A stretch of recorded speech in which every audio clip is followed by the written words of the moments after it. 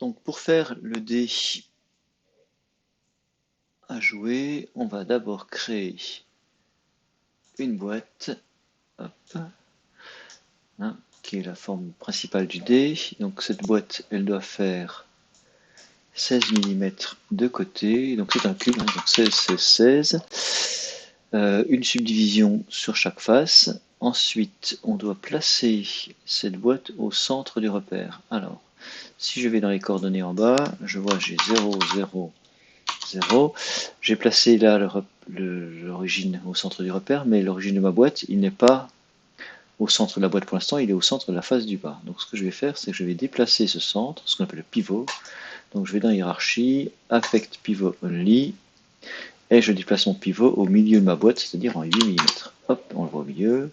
Et maintenant, je peux centrer ma boîte à l'origine du repère, 0, 0, 0. Et maintenant, j'ai bien une boîte qui est centrée. C'est important pour pouvoir avoir une boîte qui est au même endroit que ma sphère. Je mets maintenant la sphère qui va servir à arrondir les angles. Donc, je crée une sphère. Voilà. Toc.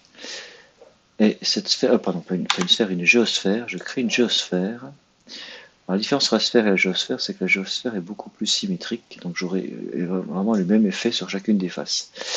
Donc une géosphère de 11 mm de côté, là, qui dépasse un petit peu. Donc on aurait pu faire du chanfrein, mais le chanfrein a tendance à ne pas être aussi proche de la forme du dé si on chanfreine les angles. On va avoir quelque chose qui est régulier sur tous les axes, alors que là on voit qu'on veut que les coins soient beaucoup plus déformés que les angles.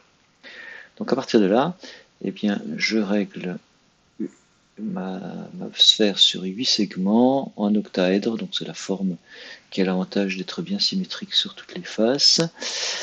Voilà. Donc maintenant, pour pouvoir faire mon objet arrondi, je vais sélectionner le cube, par exemple ici, et je vais créer un objet de type objet composé, compound objects, et dans les compound objects, je prends les proboolean. Et donc je vais faire une combinaison de mes deux objets en prenant l'intersection des deux. Donc là j'ai le cube qui est sélectionné, je choisis intersection dans la liste des opérations possibles et je viens faire une sélection, un picking de ma sphère. Et là on voit qu'il ne reste plus que la partie commune aux deux volumes.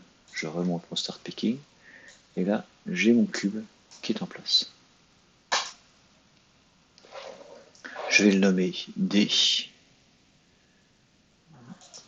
comme un dé à jouer. Voilà. Et voilà pour la partie géométrique.